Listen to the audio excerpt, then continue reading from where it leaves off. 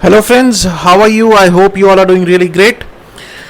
तो हम लोग अपनी जो डिस्कशन है कॉस्ट अकाउंटिंग स्टैंडर्ड्स के ऊपर कंटिन्यू करने जा रहे हैं सर। और कॉस्ट अकाउंटिंग स्टैंडर्ड 8 करेंगे हम लोग। 7 तक हम लोगों ने कर लिया था लास्ट लेक्चर में। Now the cost accounting standard 8 is on the cost of utilities. अब सर सबसे पहले तो जब हम इसकी बात करते हैं कॉस्ट ऑफ यूटिलिटीज की, तो आपको सबसे पहले तो पता होना चाहिए कि sir what is defined by utilities क्या। ठीक है, यूटिलिटीज क्या चीज है, क्या आता है यूटिलिटीज में, उसके बाद हम लोग कुछ डिफाइन कर सकते हैं। ठीक है ना। ऑब्जेक्टिव स्कोप सर वही है जो हर कॉस्ट अकाउंटिंग स्टैंडर्ड में हम तो पढ़ते आ रहे हैं, to define uniformity, consistency in principles, right, in identifying the utilities and all those. तो सबसे इंपॉर्टेंट जो समझने वाली चीज है वो ये है कि सर यूटिलिटीज है क्या चीज। ठीक है, यहां से स्टार्ट करेंगे हम लोग। यूटिलिटीज क्या चीज है? Utilities are the significant inputs such as power, steam, water, compressed air and the like which are used for manufacturing process but do not form part of the final product। वो कहता है कोई भी ऐसी supporting चीज है जो manufacturing process में काम आती है, चाहे वो फिनिश्ड प्रोडक्ट का डायरेक्टली पार्ट ना भी बने। ठीक है, तो उसको हम लोग बोलते हैं यूटिलिटीज। जैसे कि बिना बिजली के मशीन चला सकते हो, काम कर सकते हो, नहीं कर सकते सर, पावर चाहिए। कुछ इंडस्ट्रीज में स्टीम भी चाहिए। पानी एक बहुत बड़ा मेजर रोल प्ले करता है कई इंडस्ट्रीज में। कंप्रेस्ड एयर चाहिए कई इंडस्ट्रीज में। ठीक है, तो ये सब चीजें जो सपोर्टिंग चीजें हैं, हमारी प्रोडक्शन को सपोर्ट करती हैं, उनको हम लोग बोलते हैं यूटिलिटीज, राइट। फिर उसने एक टर्म यूज की, stand by utilities. What are the stand by utilities? Any utility created as the backup against any failure of the main sources of utility। कहता है कि अगर कोई मेन यूटिलिटी बना रखी थी, जैसे कि पावर की बात करूं, इलेक्ट्रिसिटी है सर। इलेक्ट्रिसिटी क्या है? यूटिलिटी है। मैन्युफैक्चरिंग करने के लिए हमें इलेक्ट्रिसिटी चाहिए, बिल्कुल चाहिए, उसके बिना तो काम हो नहीं सकता। अब बैकअप किस तरह से होगा सर? अगर इलेक्ट्रिसिटी पावर कट हो जाए पीछे से, तो क्या आप एक जेनसेट रखोगे सर, जनरेटर रखोगे? किसके लिए? पावर बैकअप के लिए।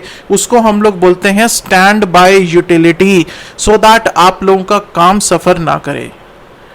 ठीक है, तो पावर कट को बैकअप करने के लिए, पावर कट हुआ, हमने जेनसेट चला लिया सर, तो उसको हम लोग बोलते हैं स्टैंड बाय यूटिलिटीज। क्लियर?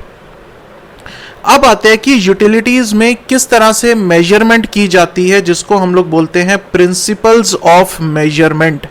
क्या चीजें देखनी है हम लोगों को जब हम लोग यूटिलिटीज की बात करते हैं? क्या कुछ हम लोगों को पता होना चाहिए उसमें कि क्या इंक्लूडेड है और क्या इंक्लूडेड नहीं होगा। Each type of utility shall be treated as a distinct and the cost object। वो कहता है कि जो भी यूटिलिटी है, चाहे वो पावर से रिलेटेड है, चाहे स्टीम है, वाटर है, हर एक यूटिलिटी अपने आप में एक कॉस्ट ऑब्जेक्ट है जिसकी हम लोग कॉस्टिंग करेंगे। ठीक है sir. The cost of utilities purchased shall be measured at the cost of purchase including duties and taxes, transportation cost, insurance and other expenditure directly attributable to the procurement. वो कहता है कि अगर कोई यूटिलिटी आप लोग परचेज करते हो बाहर से, ठीक है, तो उसकी कॉस्टिंग किस तरह से की जाएगी, किस रेट पे आप लोगों ने खरीदा, परचेज किस रेट पे किया, उसमें ड्यूटीज एंड टैक्सेस कितने थे, अगर वो ड्यूटीज एंड टैक्सेस पे इनपुट क्रेडिट नहीं मिलना आप लोगों को तो, ठीक है, कोई ट्रांसपोर्टेशन कॉस्ट है वो इंक्लूड हो जाएगी, ट्रांजिट इंश्योरेंस है वो इंक्लूड हो जाएगी, और कोई भी खर्चा जो परचेज से डायरेक्टली रिलेटेड है वो सब इसमें ऐड हो जाएगा। ठीक है जी, ये तो है अगर आप लोग परचेज करते हो। सर अगर परचेज नहीं करते, अगर हम लोग उसे सेल्फ जनरेट करते हैं, जिसे हम लोग बोलते हैं self generated utilities, right, for own consumption, तो कहता है कि वो यूटिलिटीज को बनाने में क्या खर्चा लगा वो सब कुछ ऐड कर लो। Shall comprise of the direct material cost, direct employee cost, direct expenses and the factory overheads. वो कहता है कि उन यूटिलिटीज को बनाने में आप लोगों को जो भी खर्चा लगा आप वो चीजें ऐड कर लो। In case utility is generated for the purpose of inter unit transfer, within the unit आप लोगों ने ट्रांसफर करनी है, the distribution cost incurred for such transfer shall be added to the cost of utilities determined as per 5.3.1। वो कहता है यहां पर जितनी थी प्लस जितना उसको डिस्ट्रीब्यूशन के लिए जितना भी खर्चा किया आप लोगों ने उन यूटिलिटीज के लिए, उसको आप लोग ऐड करोगे। एक यूनिट से दूसरे यूनिट में उसको ट्रांसफर करने के लिए अगर कोई खर्चा हुआ तो वो cost of utilities generated for the inter company transfer, एक जगह से दूसरी कंपनी में भेजनी है, तब क्या होगा सर, तब जितना भी डायरेक्ट मटेरियल कॉस्ट है, employ cost, expenses, factory overheads, distribution cost and share of administration overheads जो उसकी प्रोडक्शन से रिलेटेड है। ठीक है, cost of utilities generated for the sale to the outside parties shall comprise direct material cost, अगर किसी बाहर की पार्टी को हम लोग बेच रहे हैं तब भी सारा कुछ ये सारी चीजें हम लोग एंड मार्केटिंग ओवरहेड्स उसमें एडिशनल ऐड करेंगे। ठीक, अब इसमें एक लाइन उन्होंने और लिखी है सर पीछे, उन्होंने कहा कि ये जो कॉस्ट अकाउंटिंग स्टैंडर्ड 8 है, चलो देखते हैं शायद आगे लिखी हो, जो कॉस्ट अकाउंटिंग स्टैंडर्ड 8 है वो किसके लिए एप्लीकेबल नहीं है सर, ये यूटिलिटीज प्रोड्यूस कर रहे हैं, जो मैन्युफैक्चर कर रहे हैं, राइट, उनके लिए ये कॉस्ट अकाउंटिंग स्टैंडर्ड 8 एप्लीकेबल नहीं है। जैसे कि पावर एक यूटिलिटी आप लोग यूज करते हो, ठीक है, जो पावर जनरेटिंग कंपनीज है ये कॉस्ट अकाउंटिंग स्टैंडर्ड 8 उनके लिए नहीं है, जो कंज्यूम कर रहे हैं उन यूटिलिटीज को, जो यूज कर रहे हैं उन यूटिलिटीज को, ये उनके लिए है। ठीक है, क्योंकि उनके लिए वो कॉस्ट है, जो उसको कंज्यूम करेंगे, उस पर्टिकुलर यूटिलिटी को जो कंज्यूम करेंगे उनके लिए वो क्या है, उनके लिए वो कॉस्ट है, तो उसकी कॉस्टिंग हम लोग आइडेंटिफाई करते हैं। ठीक है जी।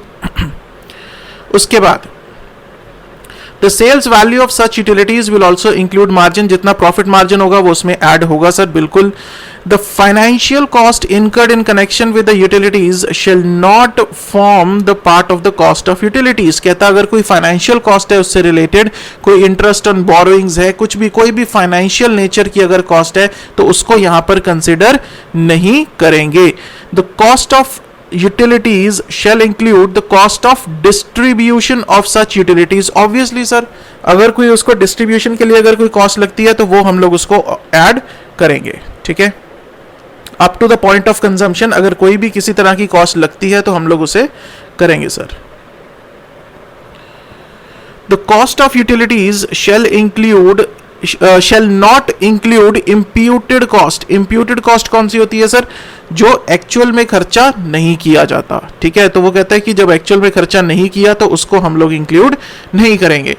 Where the cost of utilities is accounted at the standard cost, अगर वो कहता है कि आपने कुछ स्टैंडर्ड सेट कर रखे थे और उसके हिसाब से आप लोगों ने कॉस्ट आइडेंटिफाई करते हो, राइट, अगर उसके हिसाब से आप कॉस्ट आइडेंटिफाई करते हो तो एक चीज कि जो भी वेरिएंस होगा अगर तो वो नॉर्मल रीजंस के कारण है तो वो उसकी कॉस्ट ऑफ यूटिलिटी में हम लोग एब्जॉर्ब करेंगे, और अगर किसी एबनॉर्मल रीजन के कारण होगा तो वो डायरेक्टली हमारा costing profit and loss account में चला जाएगा। जस्ट बेसिक लॉजिक्स हैं, राइट, जो हम लोग कॉस्ट अकाउंटिंग में थ्रू आउट पढ़ते हैं वही लॉजिक्स हैं। सिर्फ समझ में आना चाहिए कि सर यूटिलिटीज क्या है और उससे रिलेटेड कुछ ना कुछ टर्मिनोलॉजीज की किस तरह से ट्रीटमेंट्स करने हैं। उसके बाद वो कहता है कि अगर कोई सब्सिडी या ग्रांट मिल जाती है या कोई इंसेंटिव मिल जाता है related to that utilities, that will be reduced for ascertainment of the cost of which such amounts are related, तो कहता है कि उसको हम लोग रिड्यूस कर देंगे। The cost of production and the distribution of the utilities shall be determined based on normal capacity और actual capacity utilisation, whichever is higher and unabsorbed cost if any shall be treated as abnormal cost. वो कहता है जो भी उसकी cost है वो किस बेसिस पे आप लोगों ने एब्जॉर्ब करनी है, on the basis of normal capacity या फिर एक्चुअल कितनी यूटिलाइज की। कॉस्ट अकाउंटिंग स्टैंडर्ड 2 में हमने कैपेसिटी यूटिलाइजेशन पढ़ा था, ठीक है, तो उसके हिसाब से वो कहता है कि या तो नॉर्मल कैपेसिटी या फिर एक्चुअल जितनी कैपेसिटी आप लोगों ने यूटिलाइज की, विच एवर इज हायर, अगर उसके बाद भी कोई अनएब्जॉर्ब्ड कॉस्ट बच जाती है तो उसको एबनॉर्मल मान के हम लोग डायरेक्टली किस में ले जाएंगे, costing profit and loss account में ले जाएंगे। ठीक है जी। एनी एबनॉर्मल कॉस्ट तो सर पता ही है कहां पे जाएगी, वो इसका पार्ट नहीं बनेगी। कोई पेनल्टीज हैं, डैमेजेस हैं paid to the statutory authorities और other third parties shall not form the part of cost of utilities because it is for the abnormal reasons and it is therefore to be taken directly to costing profit and loss account.